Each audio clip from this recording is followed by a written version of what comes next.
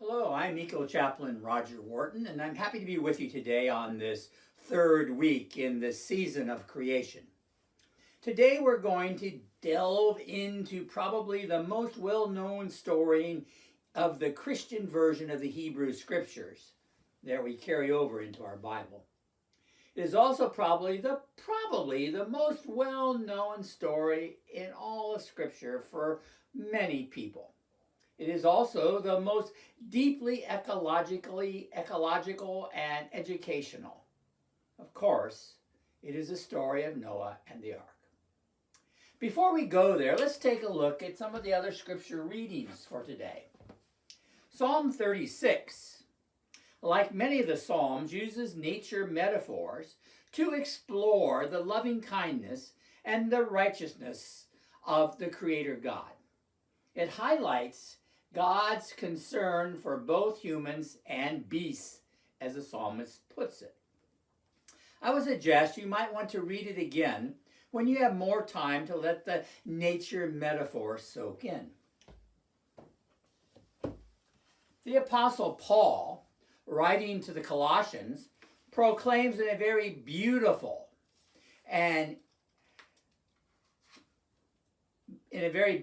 way the universal and cosmic nature of Christ, which he often does in his epistles. The theme is picked up several decades later in the prologue to the Gospel of John.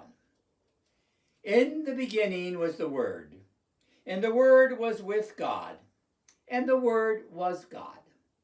He was in the beginning with God. All things came into being through him, and without him not one thing came into being.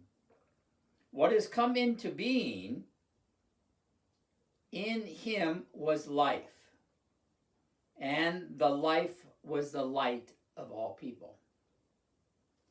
The prologue is probably very familiar with many of you, I guess, that if you've been going to church for very long, and you probably have even studied it in Bible study or church school or heard about it preached in many sermons.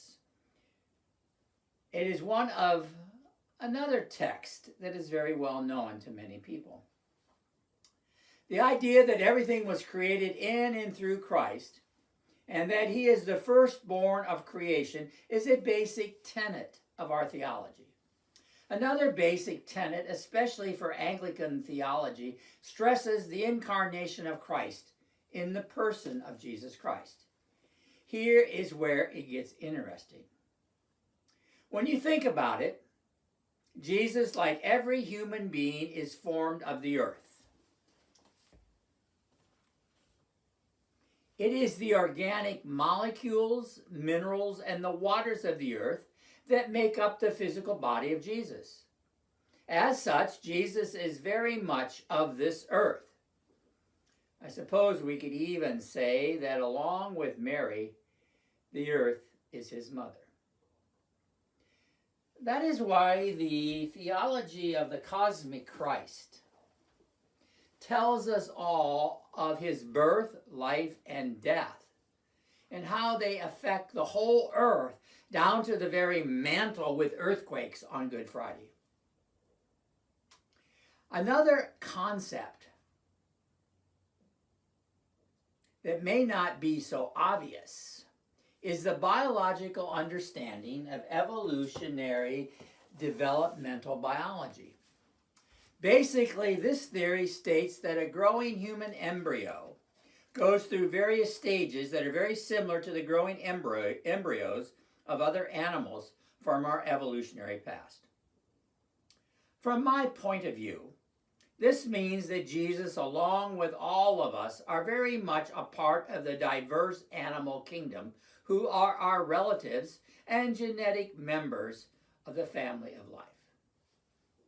Now, before we leave the library today to go outside to explore the story of Noah, his family, and the ark that has been retold in so many ways, let's check out just one more book. This is what's called the Red Book, and it represents some of the writing of Carl Jung.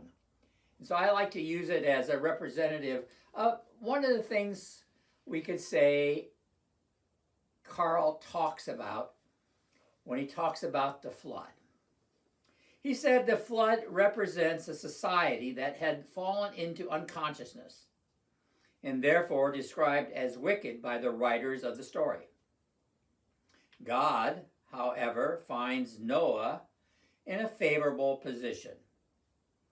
And God calls Noah into higher consciousness through the actions of what Joseph Campbell would call a hero's journey.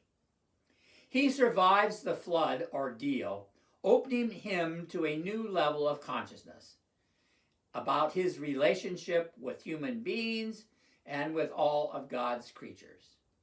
And then God confirms that new consciousness with the gift of the rainbow. I had hoped to move out of the library, out into the garden to talk to you or to tell you the story of Noah, but the air quality is so very, very terrible today. We're going to record inside. So the story of Noah is something that many of you are probably fairly familiar with, so I'm not going to retell the story with every detail. I'm going to hit some of the highlights that I want to talk about today. So we start off the story with the way it begins in the Bible. It says, God saw the earth was filled with people that were not being loving or compassionate, and the authors described them as wicked. Perhaps in modern terminology, we could say that the people were not taking care of creation and causing a great deal of harm and social justice issues. Well, God repents for making the earth and decides to destroy it, to drown every living creature. Actually, when you think about this, it's not that much of a great children's story when you think about all those images of drowning, struggling, dying animals, but there you have it. Well, for some reason, God has found favor with Noah. And he communicates to Noah of his plan, giving him very specific directions to build an ark. Now, let's weave together the ecology of the story. Noah learns through his good actions that he's going to be saved. Can't you just imagine Noah being so proud of himself? He's polishing his star and polishing his halo and just breathing a sigh of relief. But his salvation is only going to happen if he builds this mammoth ark, a work project that he accepts. Well, he's settling into the comfort of being saved, and then he gets news that he needs to take his whole family with him.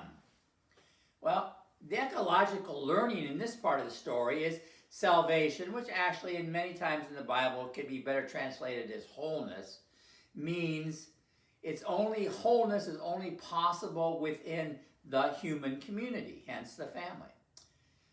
Now, Noah's mind is processing this like any good father or grandfather of 600 years of age. He thinks, oh well, it makes sense to take my wife and my children and grandchildren with me. It just means I need to pack more food.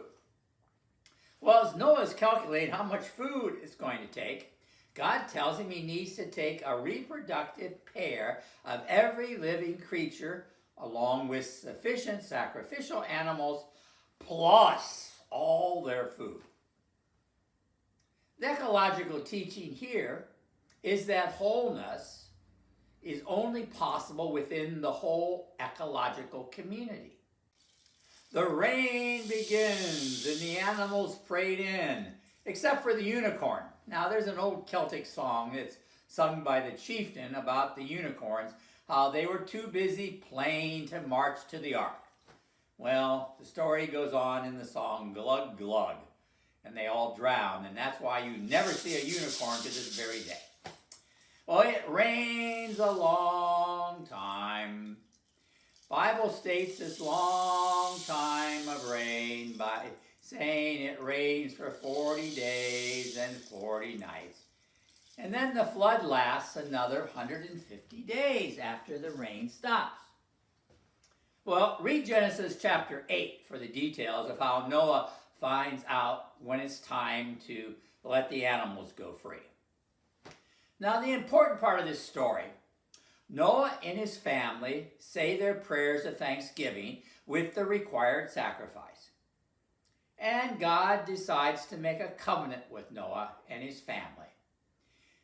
And God promises that he will never, ever destroy the earth again with floods. This covenant is made with human beings, represented by Noah's family, and this covenant and contract is made with all the living creatures that have come off the ark, and is a sign of God's promise, and to be a constant reminder to us of God's love. The first rainbow is placed in the sky. God loves not just human beings, but all creatures, great and small. Now that's the basic lesson from Noah's story. But other people have taken this story and come up with a couple of other quick little lessons for you. And many of these quick little lessons are probably easier to remember. And many of these lessons include ecological teachings that can be learned from Noah and the ark. And they go something like this. Don't miss the boat. Remember that we are all in this same boat together, a great ecological theory. Plan ahead. It wasn't raining when the ark was built. Stay fit. When you're 60 years or older, or 600 years, someone, God, may ask you to do something really big. 5, don't listen to critics. Just get on with what needs to be done. Build your future on the high ground. Travel with family and friends when possible. Speed isn't always an advantage. Remember, the tortoises and the cheetahs were both on board. And finally, or not finally, but next, when you're stressed, float for a while. Remember, the ark was built by amateurs. The Titanic by professionals.